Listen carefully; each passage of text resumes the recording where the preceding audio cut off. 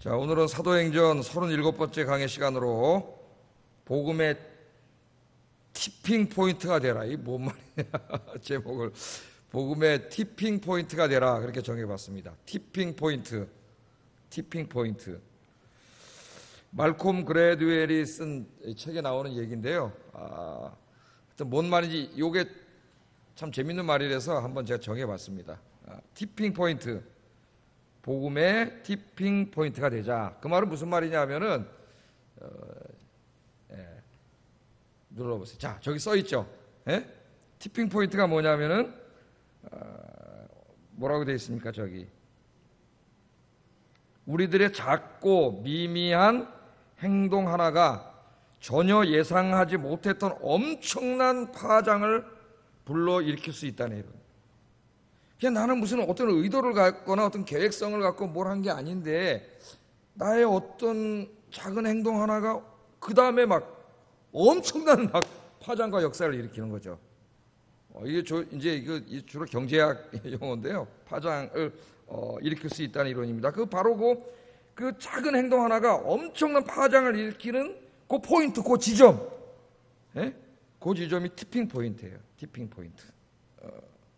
자, 예를 하나 들어보겠습니다. 그냥 이렇게 설명해봐야 별로 예를 하나 들어보겠습니다. 기독교 출판물 중에서 베스트셀러가 된 책이 하나 있는데 백악관을 기도실로 만든 대통령 링컨. 어마어마하게 읽었습니다. 우리나라 사람들이. 아마 100세 이상 했을 거예요. 정확히 제가 모르겠는데. 그래서 아마 이 저자가 돈 아마 수억 벌었을 겁니다.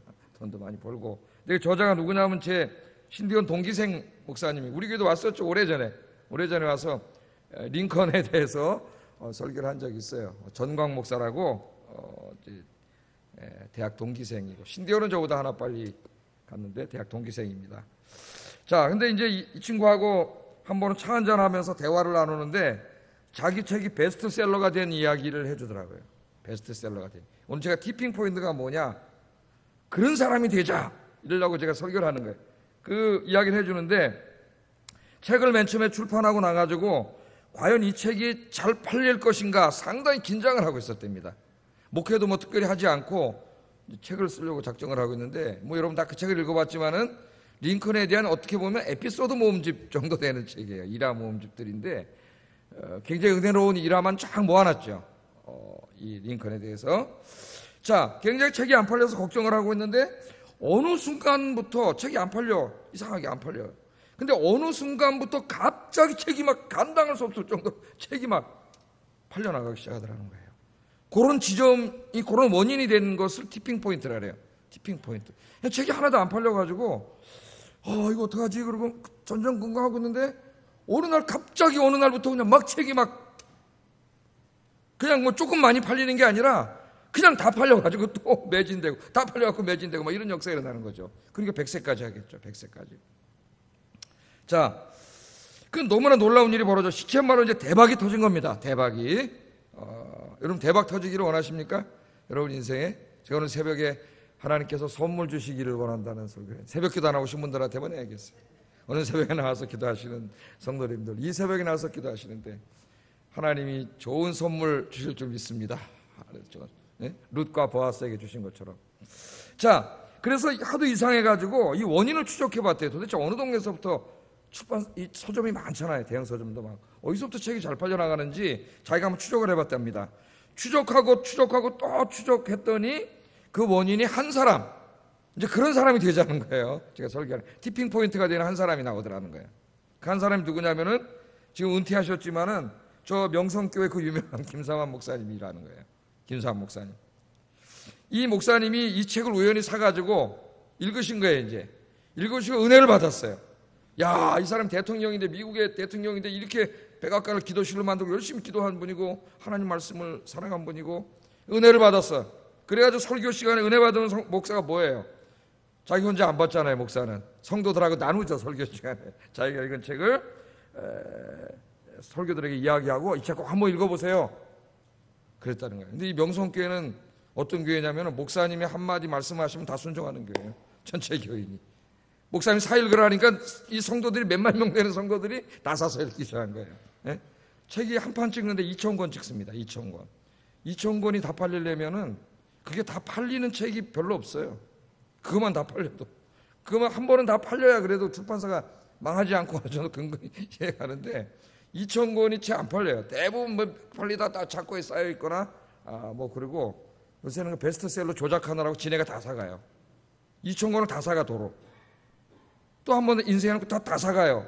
그 2판 사가면 어떻게 됩니까, 여러분? 교보에 베스트셀러 명단에 올라가요. 여러분, 책이 베스트셀러 그러면 사람들이 다 사요. 이 팔아먹으려고 그런 식으로 이제 상수를 막 해서 막 사가지고 막 나눠주고 막 이러면서 이제 막 상행위를 하는데, 여러분 그런데 쏙지 말고 책 잘 읽어보고 좋은 책 사시기 바랍니다. 자, 이분이 이제 이렇게 성도들에게 얘기하니 성도들이 막 이 책을 사기 시작해가지고 그게 막 폭발한 거예요. 폭발. 발화점이 되고 그런 얘기가 소문이 막 입소문을 통해서 퍼지면서 막 여기저기서 막 이제 사기 시작해가지고 거의 100세 이상을 할 정도로 이 책 한 권으로 엄청난 돈을 벌었어요. 책이 잘 팔렸습니다. 여기 티핑 포인트란 바로 이 책이 갑자기 폭발적으로 팔리기 시작한 그 원인이 되었던 작은 행위, 그 발화점을 의미해요. 발화점. 그 발화점을 티핑 포인트라 그러는데 그 티핑 포인트가 된 분이 누구예요? 이 책에 의하면 이 김삼환 목사님이에요. 이번 설교 시간에 한번 여러분 굉장히 은혜스럽습니다. 이야기해주고 사서 읽어보세요. 그랬더니 성도들이 그냥 그 충성심이 강한 성도들이 다 가서 사서 읽어가지고 이 책이 엄청나게 팔렸다는 거예요. 이 정광 목사는 김삼환 목사를 알지 못합니다. 알지 못해요. 얼굴 한번 본 적도 없습니다. 또 김삼환 목사는 무슨 의도가 있어서 이 얘기한 것도 아니에요. 그냥 여느 때처럼 설교 중에 책 읽고 은혜 받은 거 하나 이야기한 것뿐입니다. 그런데 이 작은 설교 하나가 이 책을 초베스트셀러가 되게 만드는 아무도 생각하지 못했던 티핑 포인트가 됐다는 거예요. 티핑 포인트가 바로 우리도 그렇게 할 수 있다는 거예요. 여러분의 어떤 기도가, 여러분의 어떤 섬김이, 여러분은 그냥 하나님을 너무나 사랑하고 기도하고 싶어서 와서 새벽에 나와서 기도했는데 그 기도가 티핑 포인트가 돼가지고 우리에게 새벽 기도를 확 불타오르게 할 수 있다는 얘기예요. 쉽게 얘기하면 여러분들이 그렇게 되기를 주의 이름으로 축복합니다. 기도하세요. 그렇게 할 수가 있어요. 그런 사람이 되자는 거예요. 그런 사람이 엄청난 변화를, 나의 어떤 작은 생각과 기도와 행동의 하나의 변화로 내가 속해 있는 공동체 엄청난 변화를 일으키는 그런 사람이 되자는 거예요. 이제 한 가지만 더 말씀드릴게요. 설교하기 전에 여러분들 사업도 하시고 이런저런 일도 하시기 때문에 지혜를 제가 드리는 겁니다. 일본 시골 학교의 이 검도부 이야기예요. 검도부. 이것도 유명한 이야기입니다. 검도부 이야기인데 일본 규슈 지방의 한 시골 학교에 이 검도부가 있었어요. 고등학교에. 검도 아시죠? 저도 이제 이 검도를 중학교 때 성동중학교를 맨 처음에 제가 들어갔어요. 물론 1학년 다니다가 이제 간뒀지만은 1학년은 제가 은퇴해버렸어요. 중학교를 그냥.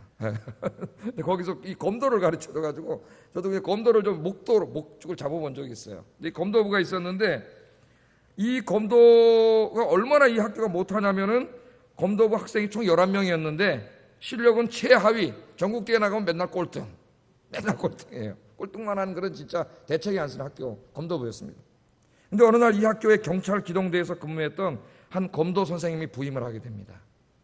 검도 선생님이 부임을 하는데 선생님이 가보니까 검도부는 산만하고 질서도 하나도 없고 교실 하나를 빌려서 연습하고 있는데 보니까 신발은 그냥 아무데나 나동댕이 쳐있고 여기 쓰레기 있고 더럽고 막 엉망진창. 이런 거 상상해 보세요.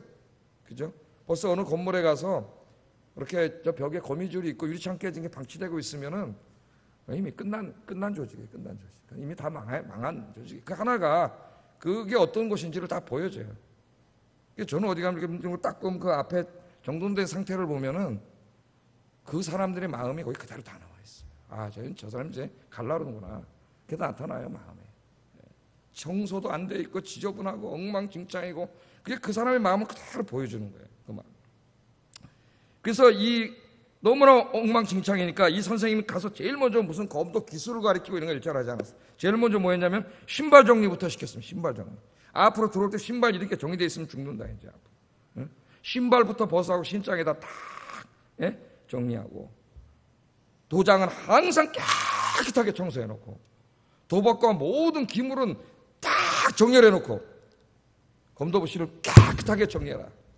그렇게 가르쳤어.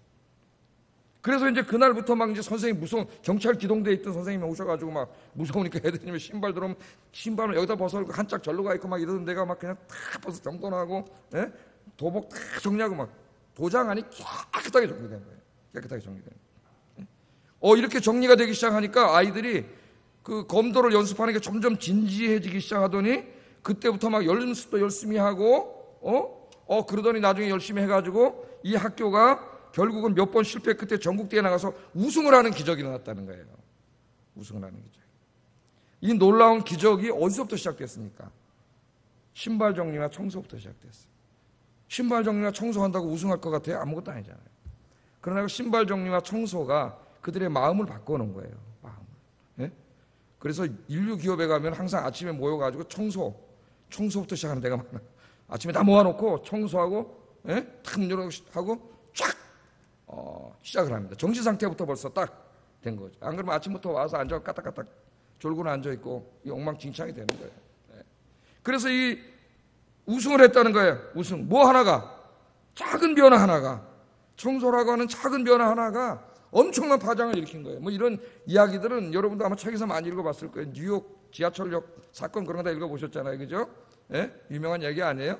그 막 범죄, 소매치기 막 무서워서 뉴욕 전철을 탈 수 없는데 한 시장이 부임해서 제일 먼저 한 게 뭐냐면 지하철 안에 낙서 지우기 운동, 청소하기. 낙서 지우고 청소한다고 뭐가 변하겠는가? 낙서를 지우고 청소를 하고 지하철이 깨끗하게 시작하니까 아무도 거기에 침을 뱉지 않고 점점 범죄가 사라지더라는 거예요. 그러니까 여러분, 사람은 제가 적응한다 그러죠. 적응. 예? 사람이 적응을 하는데 좋은 데도 적응을 하지만 나쁜 데도 적응을 해요. 그게 동네가 있는데, 예? 동네가 있는데 어떤 사람이 갖다 가르침을 탁 뺏고 지나갔어, 거기다가. 그럼 우리가 맨 처음에 지나갈 때는 아이 더럽다. 또 어떤 담배꽁초를 탁 버리고 지나갔어요. 아이 더럽다 그러지만은 그 다음에 가다 그게 또 보이면 점점 어떻게 돼요? 더러운데 익숙해져요. 그럼 나중에 자기도 가다가 어디다 뭐 할까? 침을 탁 뺏고 가요. 그래서 동네가 더러워지는 거예요. 돈이 없다고 삼류 동네가 되는 게 아니에요. 그 사람들의 그 생활 태도와 그것이 삼류 동네를 만드는 거예요. 거기다 더러운데 익숙해지는 거예요. 사람들이. 그러나 신발 정리하고 청소한 작은 것이 그들의 정신 상태를 바꿔놓고 그 검도부를 우승으로 이끄는 그런 인류 조직으로 만들어 놨다는 겁니다. 여러분도 한번 생활 한번 돌아보세요. 사도행전 오늘 본문에 보면은 바로 예루살렘에서 시작됐던 120명밖에 안 되는 아주 작은 성도들의 모임이 사도행전을 읽다 보면 전 세계 로마로 복음을 증거하는 엄청난 파장을 일으키는 이야기입니다. 이 사도행전이 120명 밖에 안 되는 저 예루살렘에 있는 아주 조그마한 교회, 그것도 핍박받는 교회, 그거 하나였는데 그 교회가 짧은 시간에 엄청난 파장을 일으켜가지고 로마 전역에 복음을 전하고 수많은 사람들을 구원하는 그런 교회가 됐다는 거예요. 그런 말씀을 우리가 보면은 그렇게 된 데에는 어떤 소수의 사람들의 티핑 포인트가 있었어요. 그렇게 그게 저절로 된 게 아니에요. 그런 사람들이 있었어요. 오늘 그걸 좀 몇 가지 살펴보려고 합니다. 오늘 여러분 우리 아영교회에 이제 여러분들이 그 주인공이 되길 주의 이름으로 축복합니다. 뒤에 보니까 저기도 헐고 막 요새 막 여기 엉망진창이지만 이제 몇 년 후면 여기 새로운 동네가 싹 들어서고 이제 완전히 새로운 동네가 들어서서 새로운 사람들하고 그렇게 되는데 이 지역에 먼저 우리가 아직 만들어지진 않았지만 만들어진 모습을 그려보면서 기도하고 준비하는 교회 하나님 복을 주실 줄로 믿습니다. 자, 초대교회 이렇게 엄청난 복음의 파장을 일으킨 티핑 포인트 첫째는 스데반 집사예요. 스데반 집사. 이거 우리가 이미 공부했죠. 예루살렘 교회의 스데반 집사님입니다. 예? 스데반 오늘 19절 20절 한번 읽어보겠습니다. 시작.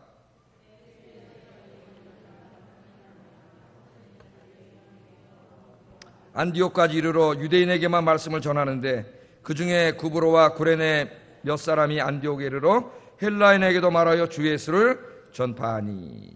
자, 오늘 이 말씀 보면 이제 안디옥까지 가서 복음 전한 사람들에 대한 이야기가 나오는데 그 전에 뭐라 그러냐면은 그때의 스데반의 일로 인하여 일어난 환란으로 말미암아. 우리 공부했죠? 환란으로 말미암아 흩어진 자들이 어디까지 갔어요? 베니게와 지도를 한번 살펴볼 거예요. 이거는 베니게와 구브로와 안디옥까지 갔다. 안디옥까지 갔다. 거기 가서 복음을 전했다. 그렇게 말하는데요. 이 똑같은 말씀이 좀 뒤로 한번 넘겨보겠습니다. 8장 4절에 스데반이 막 순교한 다음에 8장 4절에 나와요. 여기서부터 다시 일로 돌아간 거예요. 그러니까 말씀이 8장 4절 한번 읽어보겠습니다. 시작.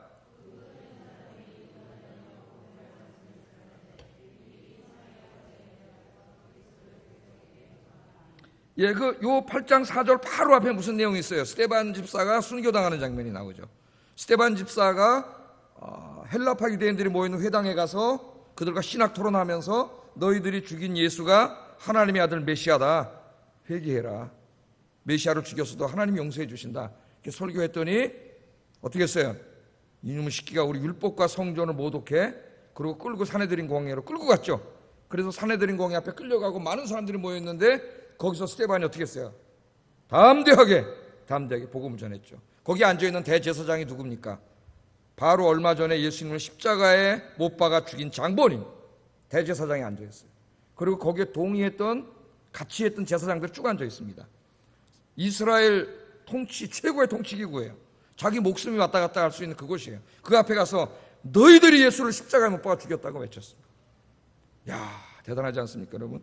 너희들이 예수를 십자가에 못 박아 죽였는데 하나님께서 그 예수를 3일 만에 다시 살리셔서 주와 그리스도가 되게 하셨다. 그러니 회개하고 예수 믿어라! 그렇게 말했죠. 예? 그래가지고 거기서 어떻게 됐어요? 폭동 같은 게 일어나가지고 끌려나가가지고 사람들이 그 사람 끌어내다가 어떻게 해서 돌로 때려 죽였어요. 그 돌이 오만한 돌이 아니라 그랬죠. 던지는 돌이 이만한 돌입니다, 여러분.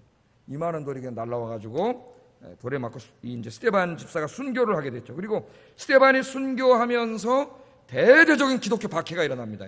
아주 그죠? 사내들인 공회에 엄청난 박해가 일어나가지고 어느 정도까지 했다 그랬어요.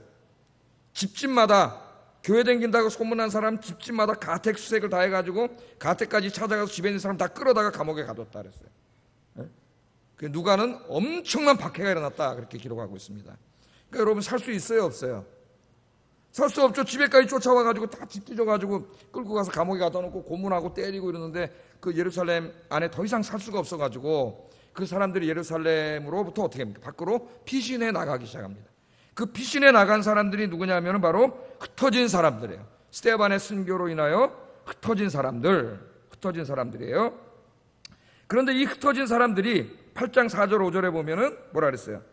두루 다니며 복음의 말씀을 전할세. 그러니까 지금 예수 믿는다고 잡아가잖아요. 체포해서 데려다 고문하고 때리잖아요. 그래서 그걸 피해서 지금 성 밖으로 나가서 도망갔단 말이에요. 도망가면 무서워갖고 숨어 있을 것 같은데 이 사람들 그러지 않고 성 바깥으로 나가서 어떻게 했다고요? 두루 다니면서 복음을 전했다 그랬어요. 8장 4절 5절에 보면 두루 다니며 복음을 전할세. 그 사람들 중에 한 사람이 누구냐면은 빌립이에요. 빌립 집사 얘기가 이제 나오지 않습니까? 두루 다니며 복음을 전했습니다. 예? 그래서 이 예루살렘 성에만 갇혀있던 복음이 이 구원의 기쁜 소식이 예루살렘 바깥으로 비로소 퍼져나가기 시작했어요. 우리 예수님 분명히 말씀하셨죠.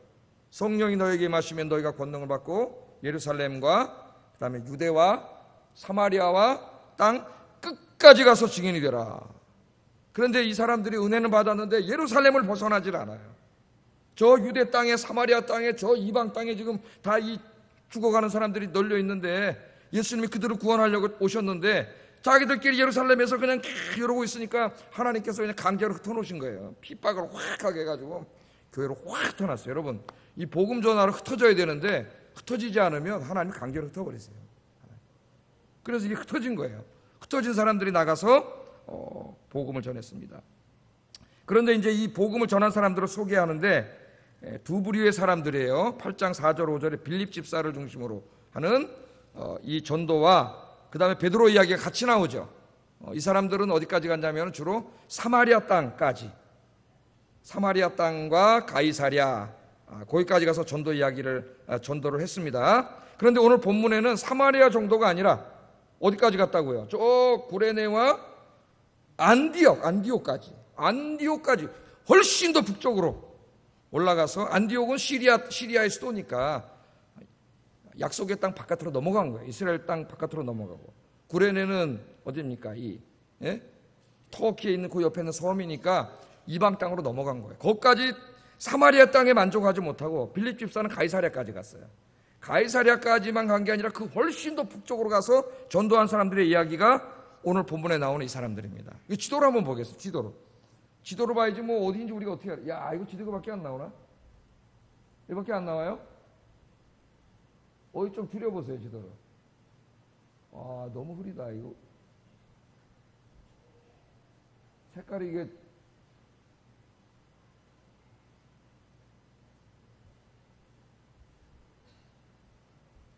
지도 잘 보입니까? 안 보입니까? 저쪽은 잘 보이는데 저 뒤에, 예? 뒤쪽을 여기 잘 안 보여. 아유, 이거 하나 새로 사야 되겠다. 좋은 걸로, 예? 이거 하나 좋은 걸로 사야 되겠어요. 보이죠? 저 뒤를 보세요. 뒤 잘 보이죠? 저렇게 보여야 되는데 이게 좀 낡은 거래, 나쁜 거래 가지고 잘 나오네. 잘 나오네. 진짜 이렇게 해야지. 어디 갔어 또? 뭐 숨바꼭질하네? 나랑 어떻게 되는 거야? 예? 어디 갔어요? 이 모든 이 장비가 좋은 장비가 있어야 되는데 기도 좀 하세요, 여러분. 좋은 장비.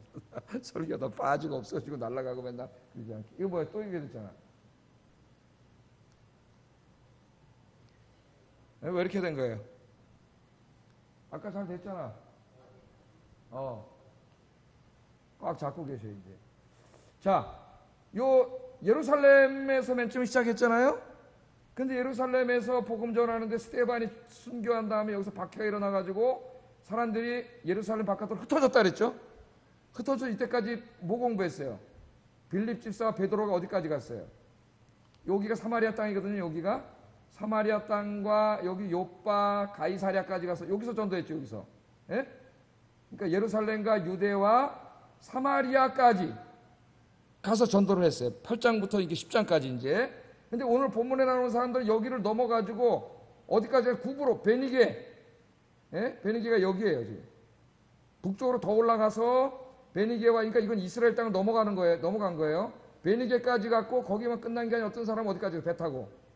구브로까지 갔어, 구브로까지. 구브로 가서 복음 전하는 사람이 있고, 또 어떤 사람은 어디까지 갔다고 지금?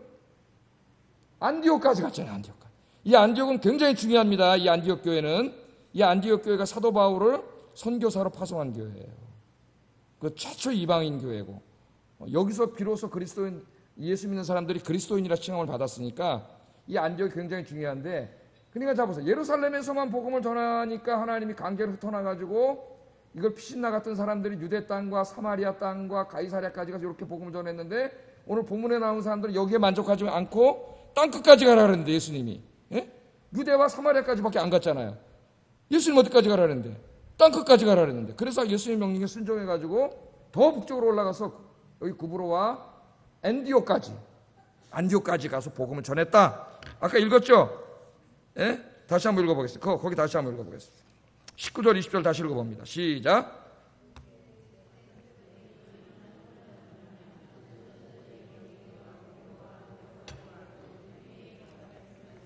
그 중에 구브로와 구레네미 사람이 안디옥이를 헬라인에게도 말하여 주 예수를 전파했다. 이제 지도를 보니까 이제 이해가 되시죠? 예, 거기까지 올라가서 전하는. 그러니까 굉장히 도전적이고 진취적인 믿음의 사람들이에요. 그러니까 성령이 충만하면은 이 정적인 사람도 굉장히 동적인 사람으로 바뀝니다. 왜냐하면 성령이 아주 그 다이나믹한 하나님의 영이시기 때문에 성령님 그냥 앉아서 가만히 묵상이나 하고 이렇게 만들지 않아요. 사람은 성령 충만해지면은 아주 다이나믹한 사람이 돼요. 그래서 전도를 했다 그렇게 말합니다. 그런데 이렇게 놀라운 전도의 열정이 일어난 그 티핑 포인트가 뭐냐?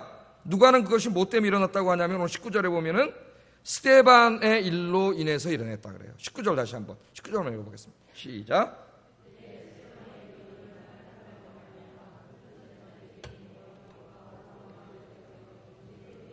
예, 이런 놀라운 변화가 지금 핍박을 받아서 피신을 간 사람들이 가서 숨어 살아도 두려울 텐데 담대하게 이렇게 가서 요빠나 사마리아, 유다 사마리아를 건너 또 그걸 넘어서 저기 저 터키 밑에 지금 그 땅까지 구브로까지 가고 저 안디옥까지 가서 복음을 증거하는 이 엄청난 역사가 일어난 거죠. 지금 이게 이 놀라운 역사가 일어난 그 티핑 포인트를 누구로 잡냐면은 바로 스데반의 일로 인하여, 그렇게 스데반의 순교라고 이야기합니다. 스데반이 복음을 전하다가 돌로 맞아 죽은 그 스데반의 순교, 우리 인간적으로 생각하면은 전도하다 돌에 맞아 죽었으니 무서워서 아무도 전도 안 할 것 같은데, 그건 인간의 생각이에요. 인간의 생각. 스데반이 죽음을 각오하고 복음을 전하다가 순교했더니 이게 엄청난 파장을 일으켰습니다. 엄청난 파장을 일으켰어요. 스데반의 순교의 이 광경을 지켜보고 있던 예루살렘 교회 성도들의 마음에 복음에 대한 사명감과 열정을 불러일으켰어요. 스데반의 죽음이. 예? 이 사람들은 스데반 집사님이 돌에 맞아 순교하면서도 복음을 전하는 그 모습을 보고 감동했습니다.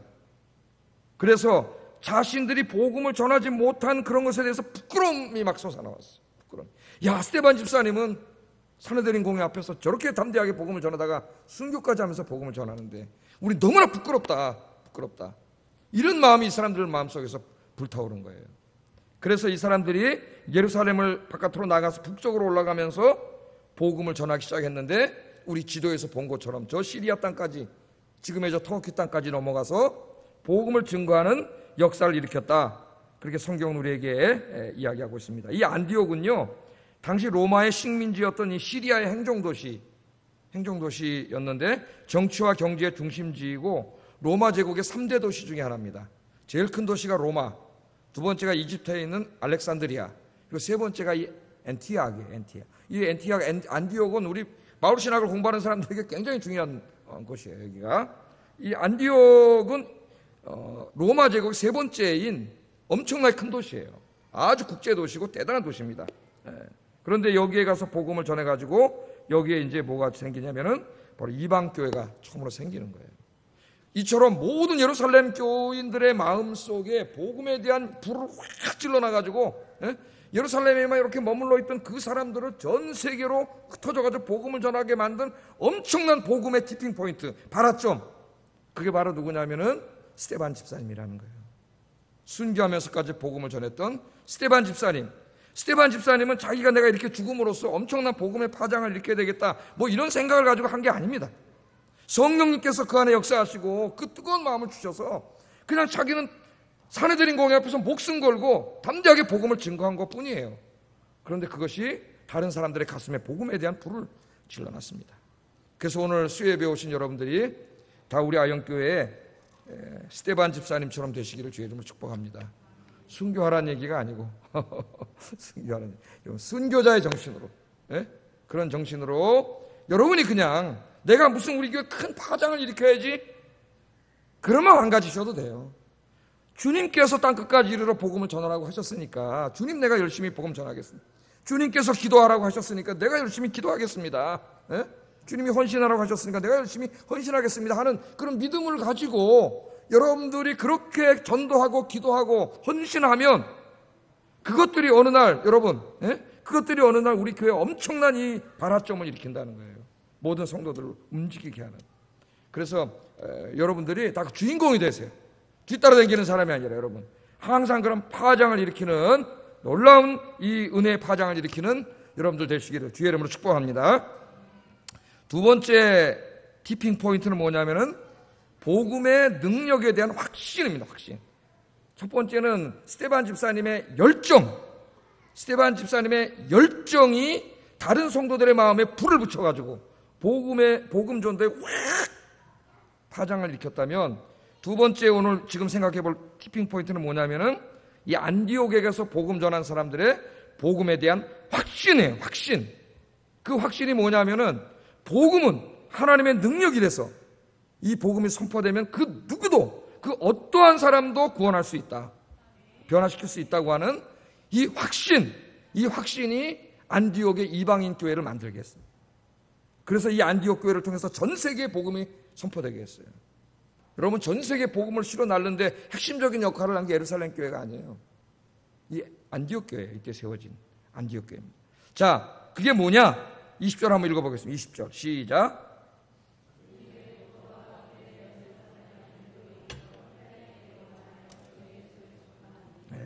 여러분, 아까 19절에는 뭐라 그랬어요? 안디옥에 가서 복음을 전했는데 누구에게만 전했습니까? 유대인에게만 전했다 그랬어요. 잘 읽었어요. 안디옥은 원래가 국제도시고 이방인의 도시, 로마 도시입니다. 근데 거기는 유대인도 살아요. 큰 도시니까.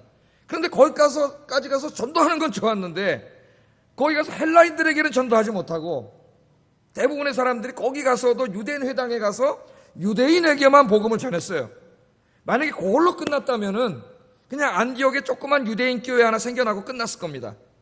이방 전 로마까지 가서 세계에 가서 복음 전하는 건 안 생겨났을 거예요. 그런데 대부분의 사람들이 그렇게 전도하고 있을 때에 다른 생각을 가진 사람들이 있었어요. 그게 누구냐? 20절에 그 중에 구브로와 구레네 몇 사람이, 아까 구브로 그 섬 봤죠? 네? 사이프러스. 그 섬 구브로와 구레네 출신의 사람의 출신, 고향이 거기. 그러니까 그쪽에 살다가 예루살렘으로 온 디아스포라 유대인들인데 출신지가 어디예요? 구브로와 구레네 출신. 그러니까 역시 다른 나라에서 살아봤기 때문에 좀 국제 정세를 알아. 이방인들에 대해서. 네? 그 제가 늘 말하잖아요. 평생 동안 산에서 산 사람은 산을 잘 모른다 그랬죠, 제가. 이상하잖아요. 산에서 평생 살았는데 왜 산을 모르지? 산을 나가보지 않았기 때문에 산 전체의 모습을 본 적이 없어요. 그래서 여러분도 자꾸 해외에 나가봐야 대한민국의 모습을 해외에서 이렇게 바라봐야 대한민국도 잘 보입니다. 어떤 면에서. 너무 우물안 깨구리가 되면은 이게 잘 되지가 않아요. 자, 그 이 구브로와 구레네 몇 사람이 안디옥에 이르러서 대부분의 사람들은 유대인에게만 복음을 전하는데 뭐라 그랬어요? 헬라인에게도 주 예수를 전파했다. 아멘. 대부분은 유대인에게만 전한. 이 사람들은 헬라인에게 담대하게 복음을 전했어요. 왜 유대인들에게만 전했을 것 같아요? 대부분의 사람들이. 헬라인들에게는 감히 복음을 전하지 못했어요. 왜? 헬라인들은 굉장히 어떤 사람이 철학을 사랑하는 사람이, 철학적인 사람이고 상당히 지성적인 사람들도 많고, 그죠? 이성적이고, 물론 신비 종교를 추구하는 사람들도 있지만 대부분이 그런 사람들. 그러니까 그런 사람들에게 복음을, 십자가에서 죽은 예수님이 하나님의 아들이라는 복음을 전하면 믿을까? 그러니까 이런 좀 마음의 장벽이 있었던 것 같아요. 헬라인들에게는 안 된다. 헬라인들에게. 그래서 유대인에게 가서만 전했는데 여기 나오는 지금 20절에 나오는 구브로와 구레네 출신의 유대인들은 그렇게 생각하지 않았어요. 무슨 소리냐? 복음은 모든 믿는 자들에게 구원을 주시는 하나님의 뭐예요? 하나님의 능력이죠.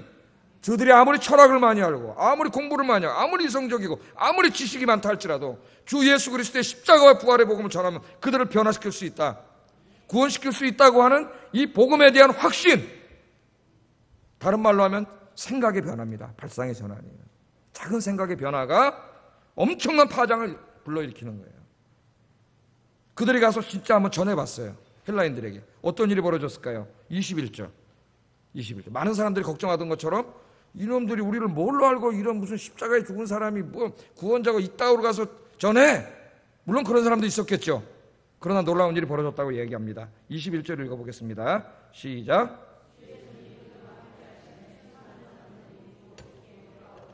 아멘. 아멘입니까?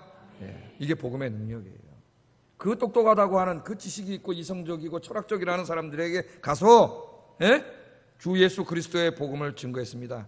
당신들이 영생과, 헬라인들이 그 당시에 뭘 추구했냐면은 영생과 구원을 추구했어요. 당신들이 추구하는 구원과 영생은 당신들이 생각하는 것처럼 철학이나 신비 종교에 있는 게 아닙니다. 저 나사렛에 십자가에 죽으시고 부활하신 나사렛 예수 그리스도가 바로 구원자요, 당신들에게 영생을 주시는 하나님의 아들입니다. 철학이 아니고 신비 종교가 아니고 예수 그리스도가 당신에게 영생과 구원을 줍니다. 그렇게 전했더니요, 놀라운 일이 벌어지는데 그 똑똑한 헬라인들 중에 상당히 많은 사람들이, 어떻게 같아요? 수많은 사람들이 믿고 죽게 돌아오는 역사가 일어났어요. 죽게.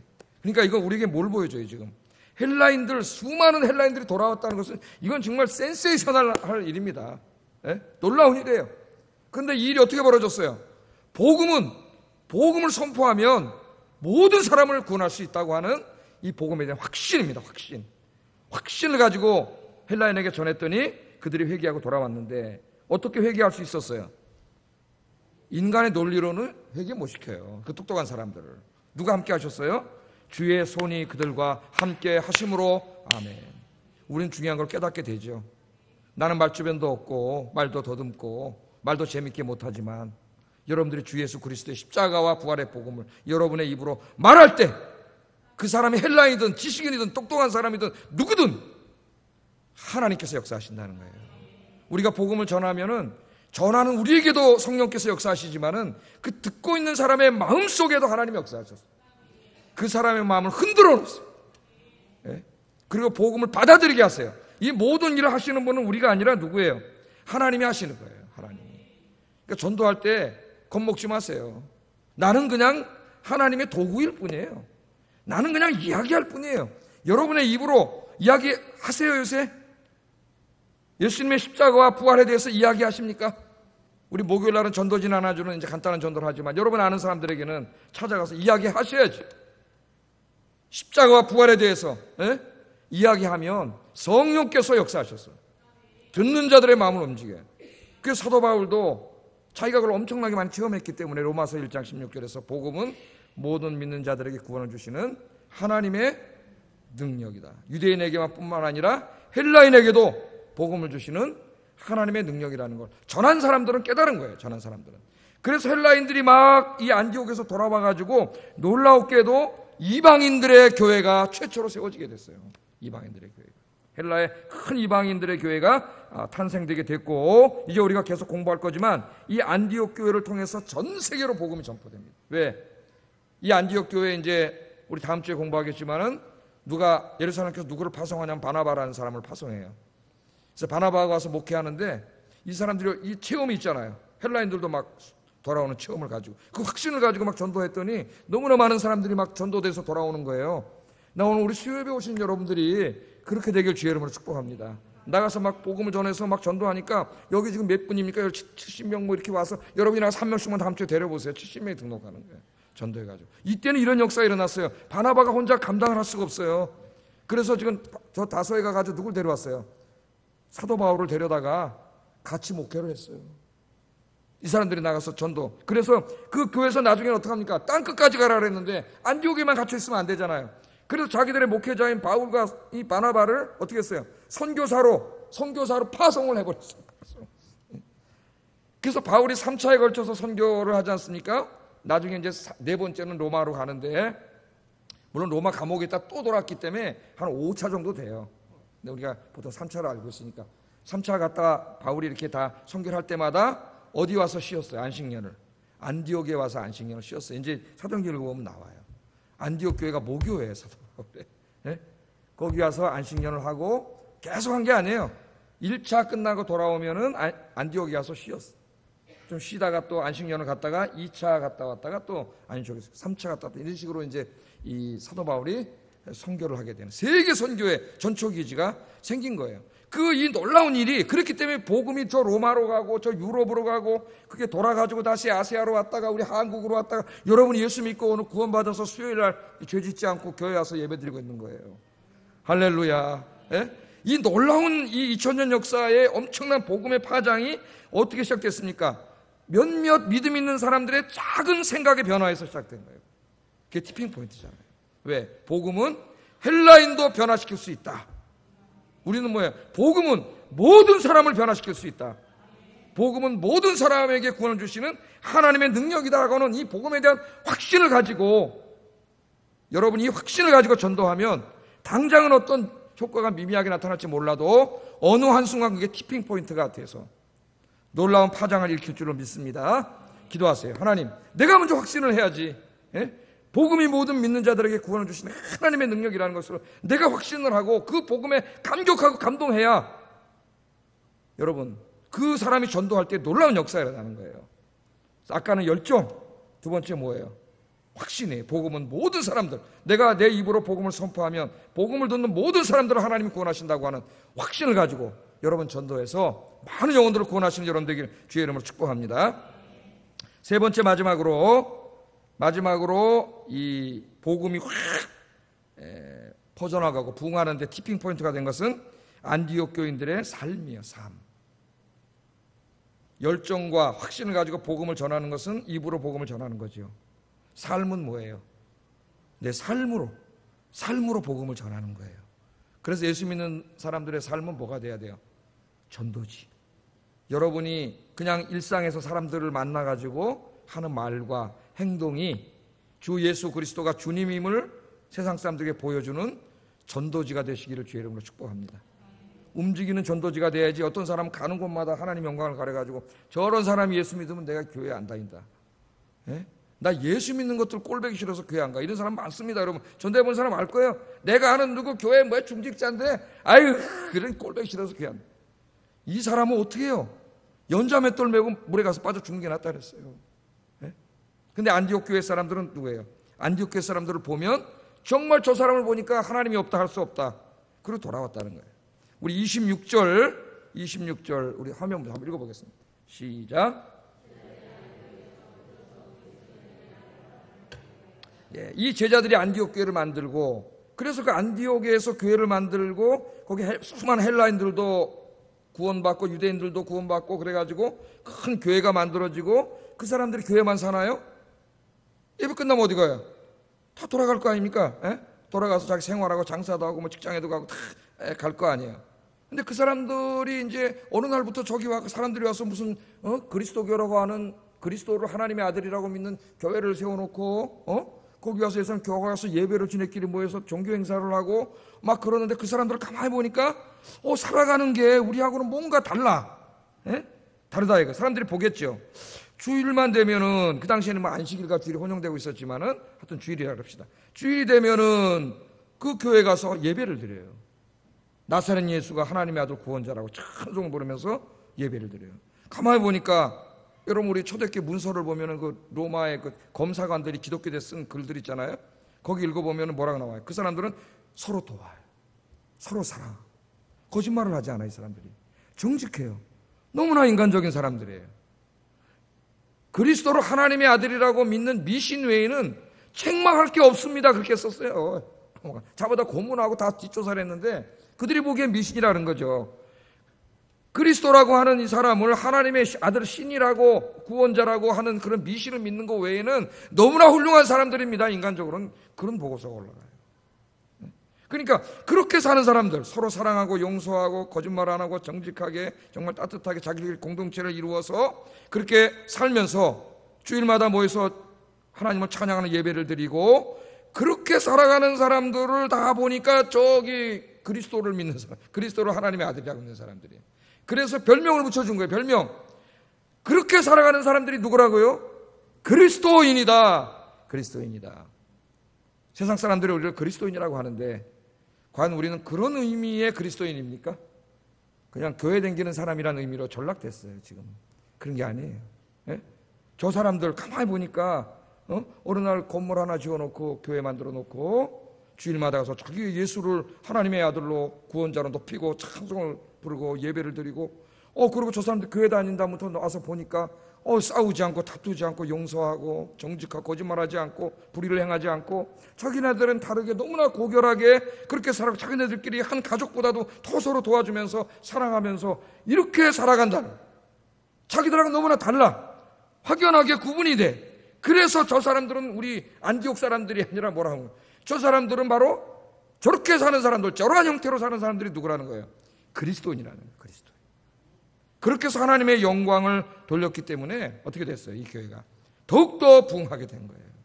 할렐루야.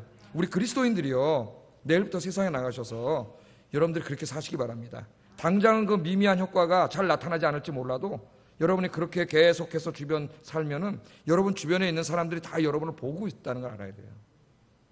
저 사람 교회 가잖아요. 야, 우리 주일날 등산 가자. 여러분 거기 어디 뭐 시장 모임에서 우리 등산 갑시다 하는데 미안하지만 저는 못 갑니다. 왜 못 가세요? 저는 교회 가서 예배 드려야 됩니다. 예? 그러고 예배 드리러 왔지. 쟤 교회 가는구나. 근데 저 친구 교회 댕긴다부터 보니까 너무나 사람이 바뀌었어. 옛날에 쌈박질도 잘하고 양보하고 이해하려고 그러고 그죠? 거짓말도 안 하고 속이지도 않고 이제 이런 사람은 너무나 변해. 그게 어떻게 되는 거예요? 그렇게 살면서 하나님의 영광을 드러내면 주변 사람들이 어느 한순간 그게 엄청난 파장을 일으킨다는 거예요.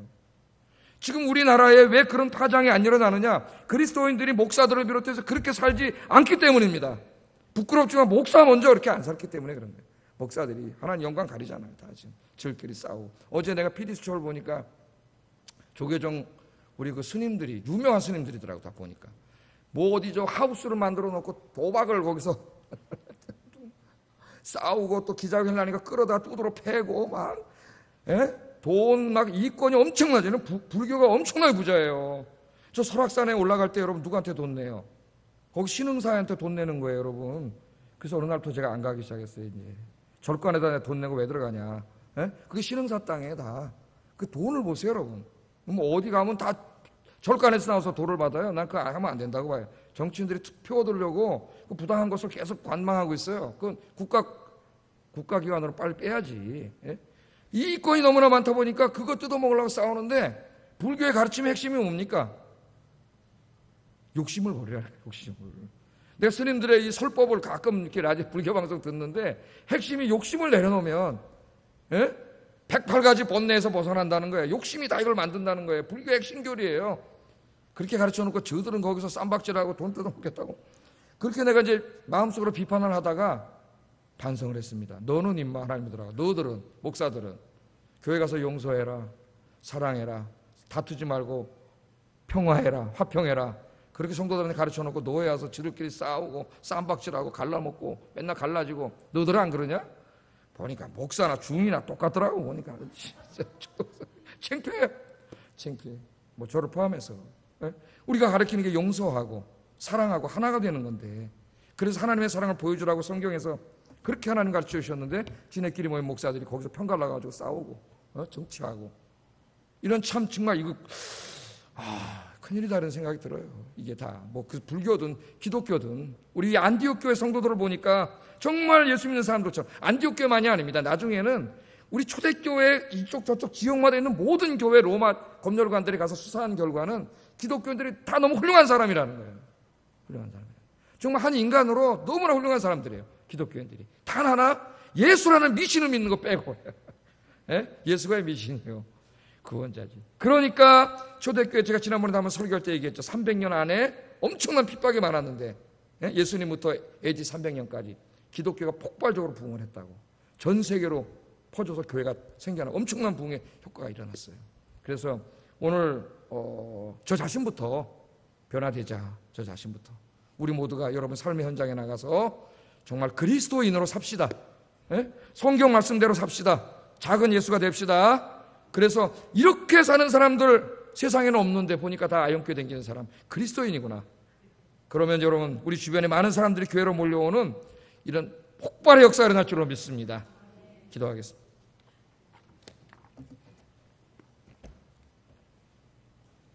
스데반의 복음의 열정이 예루살렘 교회 전 성도들의 마음속에 복음에 대한 열정을 불타올랐습니다. 하나님 복음에 대한 열정이 불타오르게 해주시옵소서. 두 번째, 안디옥에 가서 복음은 헬라인도 구원할 수 있다. 이런 확신을 가지고 복음을 전하니 확신이 안디옥 교회를 탄생시켰습니다. 안디옥 교회 성도들의 거룩한 삶이 수많은 사람들을 주님께로 인도했습니다. 하나님, 내가 열정과 확신과 작은 예수로서의 삶이 있는 그런 삶을 살아서 복음을 확 확산시키는 티핑 포인트가 되게 해주세요. 같이 기도하겠습니다. 사랑과 은혜가